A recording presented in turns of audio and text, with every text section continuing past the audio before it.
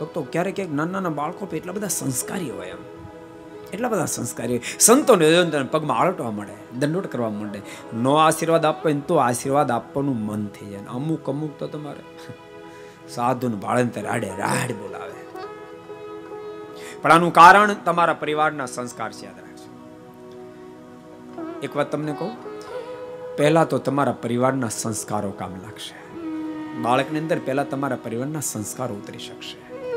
તમને બધાને કહું છું ભક્તો, અમારા સંતોની વાતો પછી સ્પર્શશે. પહેલા તમારે પરિવારની અંદર વાતાવરણ સર્જવું પડશે કે પરિવારના બાળકોની અંદર રૂડા સંસ્કારો આવે. આજ કોઈ મા બાપને ટાઈમ નથી. બાપને રૂપિયા કમાવા નવરાશ નથી મળતી અને માને ફેશનમાંથી નવરાશ નથી મળતી કે બાળકને પાસે બેસાડી રૂડા સંસ્કારનું સિંચન કરે. અને ભક્તો ભૂલતા નહીં, એકલી ધન સંપત્તિ પાછળ દોટ નહીં મૂકતા. એકલી ધન સંપત્તિની પાછળ દોટ નહીં મૂકતા, અને તો પારાવાર પસ્તાશો. એટલું યાદ રાખજો, લાખો કરોડો અબજો રૂપિયા કદાચ તમે કમાયા હશો, પણ બાળકની અંદર જો સંસ્કાર નહીં હોય તો કદાચ 5-25 કરોડનો બંગલો બનાવ્યો હશે, પણ રાત્રે 12 ઉપર 1 વાગશે અને છોકરો લડથડિયું ખાતો ખાતો ઘરમાં જ્યારે આવશે ને, ત્યારે મહેલ જેવા બંગલામાં બાપ તમને ઊંઘ નહીં આવે, ઊંઘ નહીં આવે. આખી રાત તડપી તડપીને સવાર પાડવું પડશે.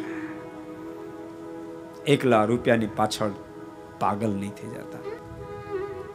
દીકરાના દીકરામાં સંસ્કાર જો તમે રેડશો ને તો પણ તમારું ગડપણ સુધરી જશે. બાળકોને સંસ્કારનું સિંચન કરવાનો પ્રયાસ કરશો.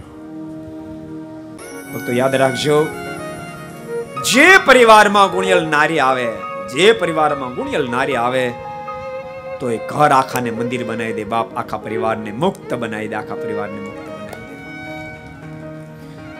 આ રાત્રિની કથામાં યુવાનો ખૂબ એટલે કહું છું, તમારા જીવન સંગાથી શોધો ને તો માત્ર ચામડો જો નહીં શોધતા સંસ્કાર જોઈને સ્વીકારશો. કદાચ તમારું જીવન 19-20 હશે. એક સત્ય ઘટના ભક્તો, એક દેશની અંદર, વિદેશમાં, અમેરિકાની અંદર એક હરિભગત મને કીધું, સ્વામી છોકરો દારૂ બહુ પીવે છે, ભગવાનને પ્રાર્થના કરો. મેં કીધું છોકરાને નહીં આવો. મને કે અહીંયા નહીં આવે. પછી મેં મહાપૂજાનો સંકલ્પ કરાયો, પણ 1-1.5 વર્ષ થયું, મને ફોન આવ્યો.